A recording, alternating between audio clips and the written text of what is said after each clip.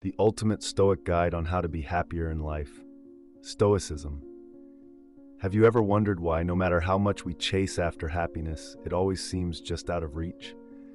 Imagine waking up every day feeling like something is missing, despite having everything you've ever wanted. This isn't just a modern dilemma. It's a puzzle that humans have been trying to solve for millennia. Today, we're diving deep into why the things we often chase, money, fame, adventure, might not be the keys to lasting happiness. Instead, we'll explore how ancient wisdom, particularly from Stoic philosophy, offers us timeless tools for finding true contentment in a world that constantly tries to sell us the next big thing. So, if you've ever felt that persistent itch that no amount of success or shopping sprees can scratch, you're in the right place to understand why, and more importantly, how to truly satisfy it. If you appreciate what we're doing here, a simple free favor I'll ask from you is to hit the subscribe button and don't skip any part of the video, because if you're here seeking answers beyond the conventional, you're already an exception, and every moment of this journey counts. We often imagine happiness as a state of constant joy and satisfaction derived from achieving our goals or acquiring new possessions. Yet how often have we reached that sought-after milestone only to find the satisfaction fleeting, quickly giving way to a new desire or a lingering sense of emptiness? This phenomenon isn't just a product of modern times, but has been observed and discussed by philosophers for centuries, particularly by the Stoics, who challenged our very notions of what brings true happiness. Take, for instance, the pursuit of career success, a common goal for many. We work tirelessly, often sacrificing time with family and personal health, driven by the promise of happiness through achievement and recognition. However, when we finally reach the peak of our professional life, the anticipated happiness can sometimes morph into stress or burnout instead. Why does this happen? According to Stoicism, it's because we've anchored our happiness to external outcomes that are not only volatile, but also beyond our complete control. The Stoics taught that true happiness isn't found in external achievements or possessions, but in cultivating inner resilience and virtue. They believed that by focusing on our internal character and responses to the world, we could find a more stable and lasting contentment. This doesn't mean that Stoics were against pleasure or success. Rather, they emphasize not becoming dependent on such externalities for our happiness. This wisdom rings particularly true when we look at personal relationships. We often expect our friends, partners, or family members to be sources of constant happiness and support. Yet every relationship experiences ups and downs, misunderstandings, and conflicts are inevitable, and can turn what we believe to be a source of great happiness into a source of distress. Here again, Stoicism provides a valuable lesson. While we cannot control others' actions or feelings, we can control our reactions and adapt our expectations. Even our leisure activities like vacations, which we plan meticulously to escape the routines and stresses of daily life, can unexpectedly turn into sources of distress. How many of us have experienced the frustration of canceled flights, bad weather, or simply not feeling as relaxed as we anticipated? Once again, the Stoic approach would advise us to focus on our internal state rather than external circumstances. It teaches us that our mental and emotional preparation for handling unforeseen challenges can significantly impact our experience of happiness or distress. In exploring these examples, it becomes clear that distress often follows happiness, not because our lives are flawed or because we fail to achieve what we desire, but because our expectations of unmitigated continuous happiness from external sources are unrealistic. The Stoic philosophy encourages us to look inward for stability and peace, reminding us that our capacity for happiness is not dictated by our successes or failures, but by our ability to maintain tranquility and virtue in the face of life's inevitable fluctuations. This shift in perspective might just be the key to transforming our experiences of distress into opportunities for personal growth and deeper satisfaction. We're naturally inclined to seek things that give us pleasure and avoid those that cause us pain. But what if I told you that this very instinct, while seemingly beneficial, often leads us into a trap? A trap where the more we chase pleasure, the more elusive it becomes. It's a bit like chasing the horizon. No matter how fast you run, you never quite reach it. Now, this isn't a new idea. Stoic philosophers from ancient times had a lot to say about this. They warned us about the dangers of placing our happiness in the hands of fleeting pleasures. According to Stoicism, true happiness doesn't come from external sources like wealth, success, or sensory indulgence. These things can be taken away, can't they? Instead, happiness comes from something much more stable and within your control, your own virtuous behavior and inner resilience. Stoic philosophers like Marcus Aurelius, Seneca, and Epictetus focused less on seeking pleasure and more on developing virtue and maintaining inner peace.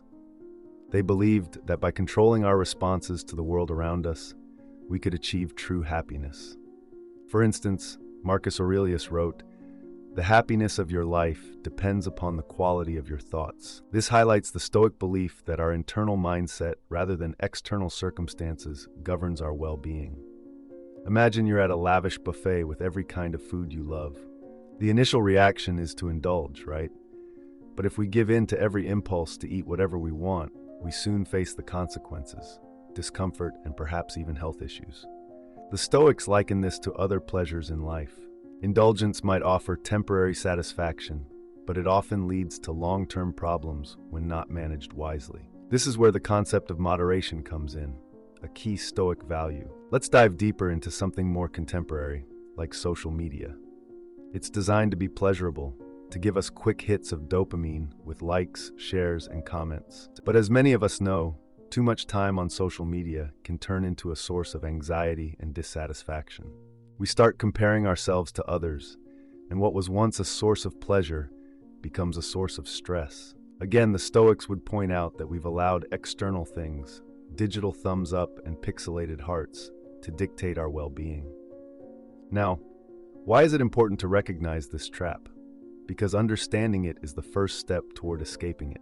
Stoicism teaches us to develop self-awareness and control over our desires.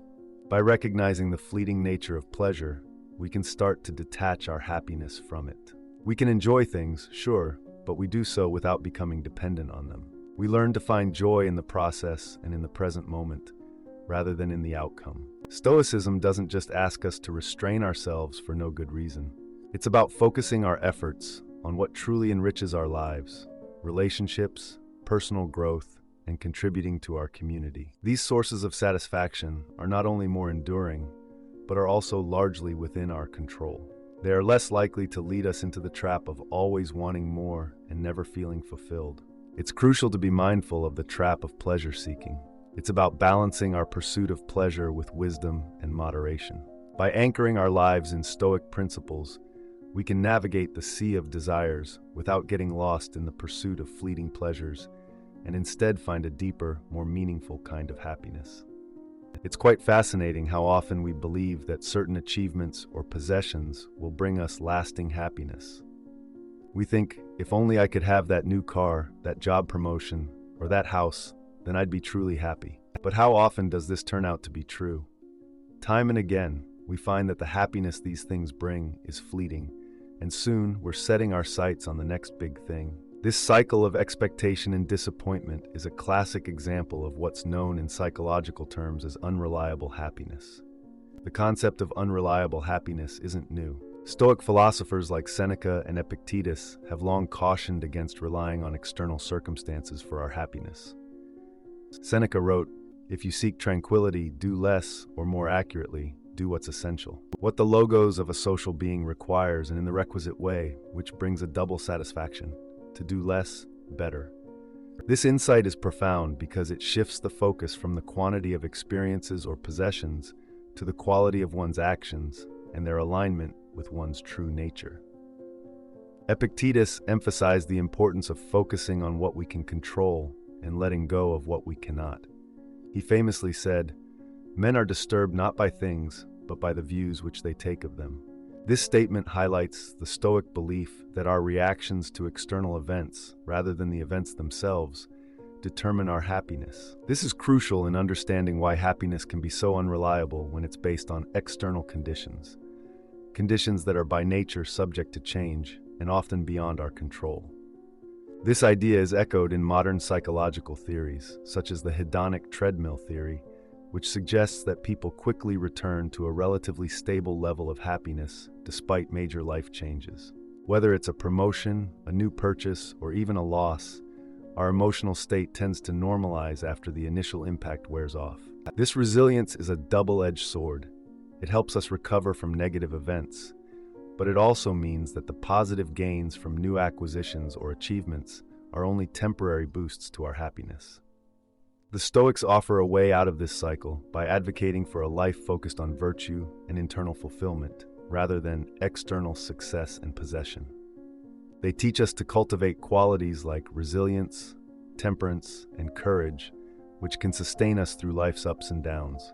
This approach to happiness is reliable because it's rooted in our own actions and attitudes, which are within our control, rather than the whims of fate or the market. Moreover, engaging with the world from a Stoic perspective means seeing every experience, whether good or bad, as an opportunity to practice these virtues. For example, a setback at work can be a chance to practice patience and resilience, while a financial windfall can be a test of our ability to manage success with humility and wisdom. In a world that often equates happiness with material success and sensory pleasure, Stoicism offers a compelling alternative. Find contentment in your own character and actions. By doing so, we can achieve a form of happiness that is not only more durable, but also more profound, because it is not subject to the unpredictable nature of external circumstances. This kind of happiness isn't just more reliable, it's also more fulfilling because it aligns with the deepest truths about what it means to live a good life. When we think about pleasure, it's tempting to go for the immediate gratification, the quick fix. But as we've seen, these kinds of pleasures can be fleeting and often leave us feeling empty or even craving more. This is where Stoic wisdom comes in handy.